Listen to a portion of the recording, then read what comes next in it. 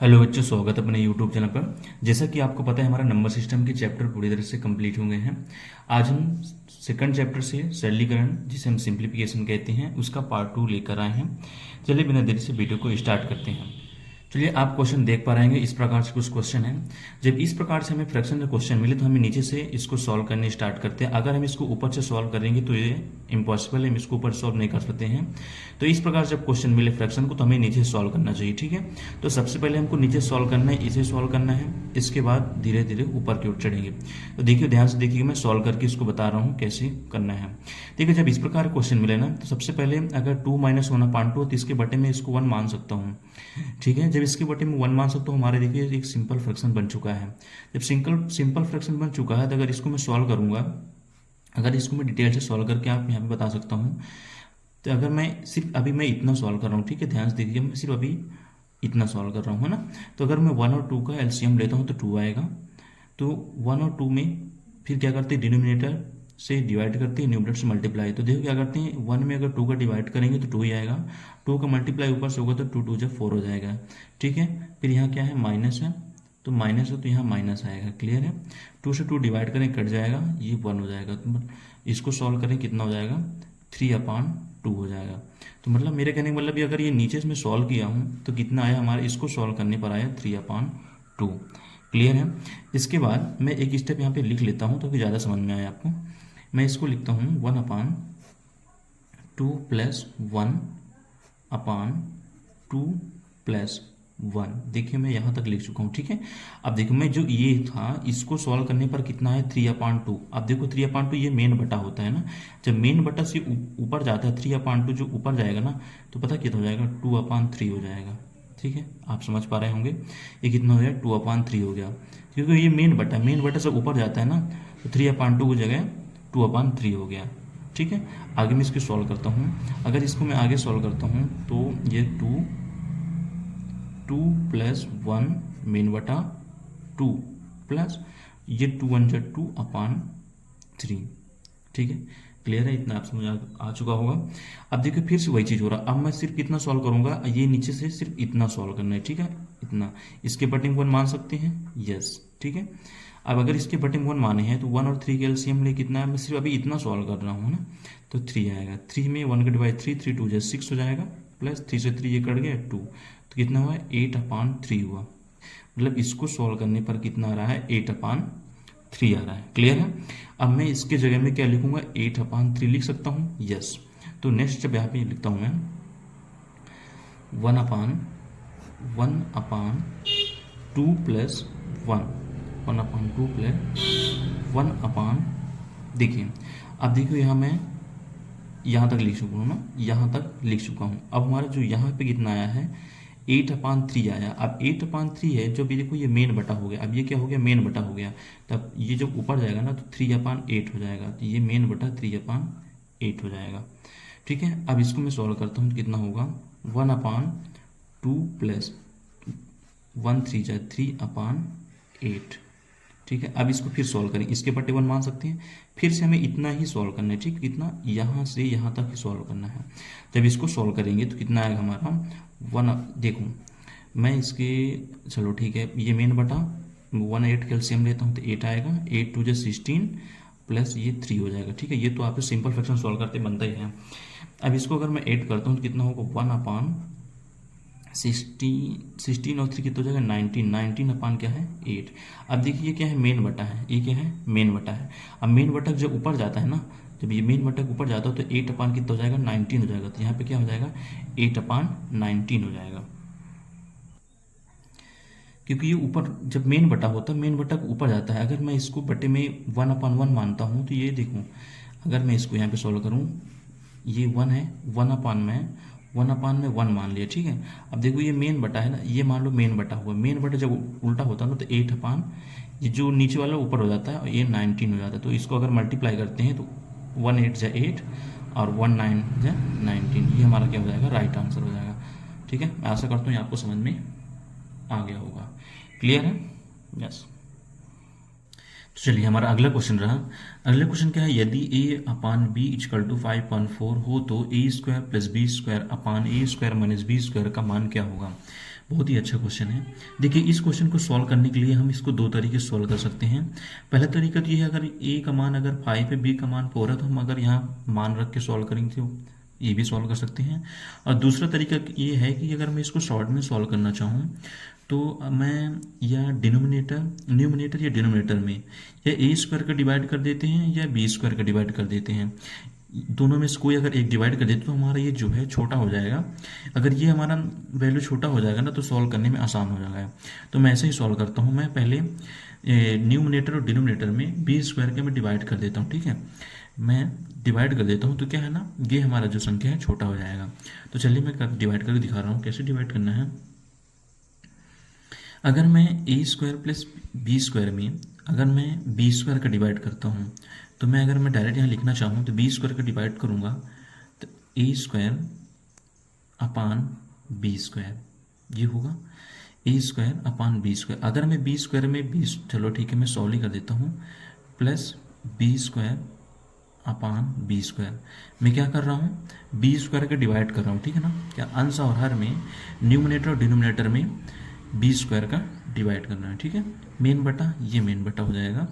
इसके बाद क्या है, a square upon b square minus b square upon b square.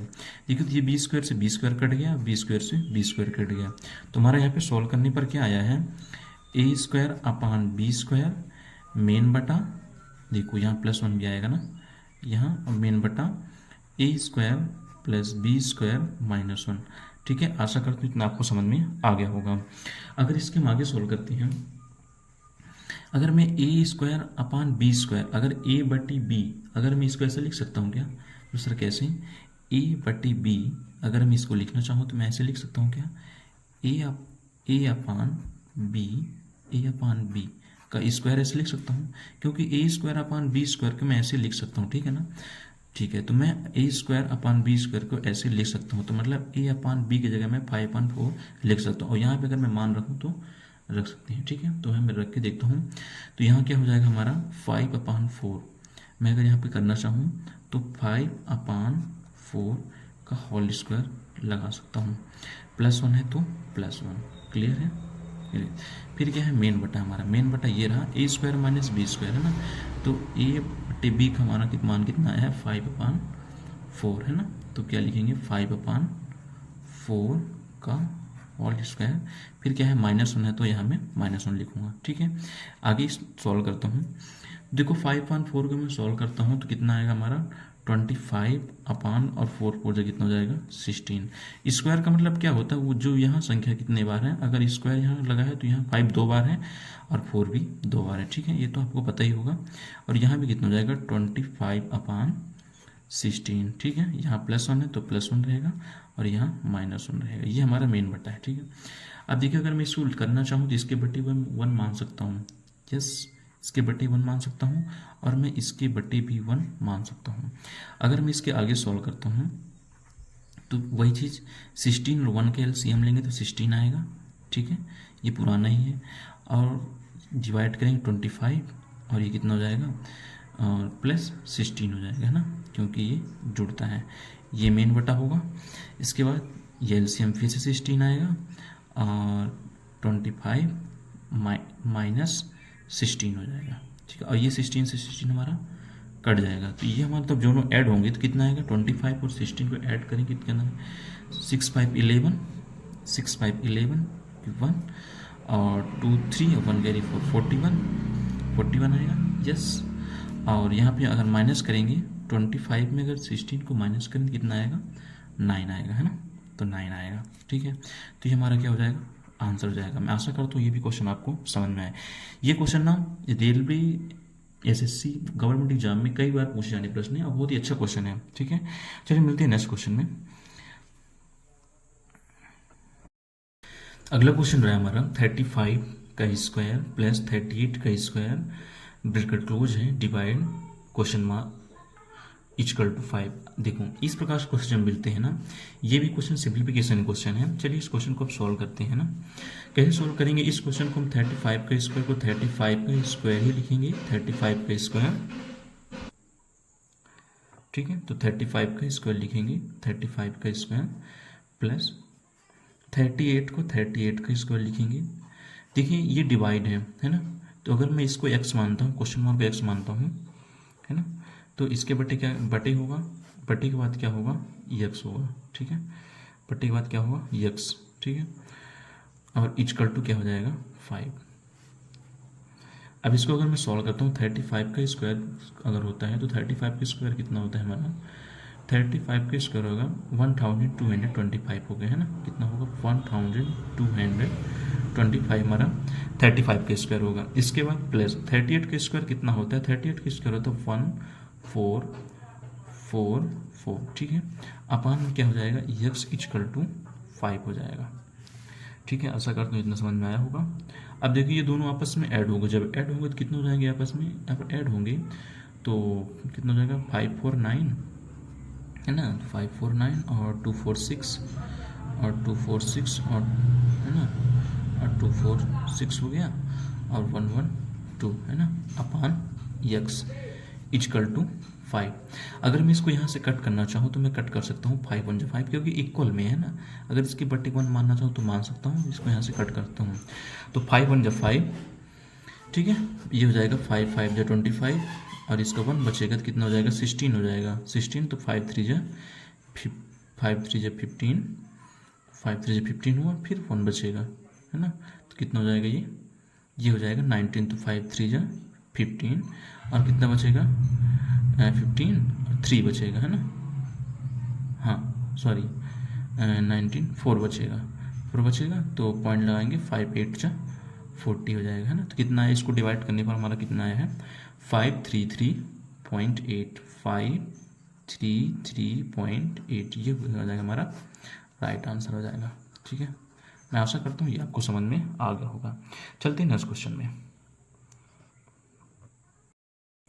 चलिए तो हमारा अगला क्वेश्चन आप देख पा रहे हैं, अगला क्वेश्चन हमारा क्या है, 1 + 2 डिवाइड ब्रैकेट 1 + 2 डिवाइड ब्रैकेट 1 + 1/3।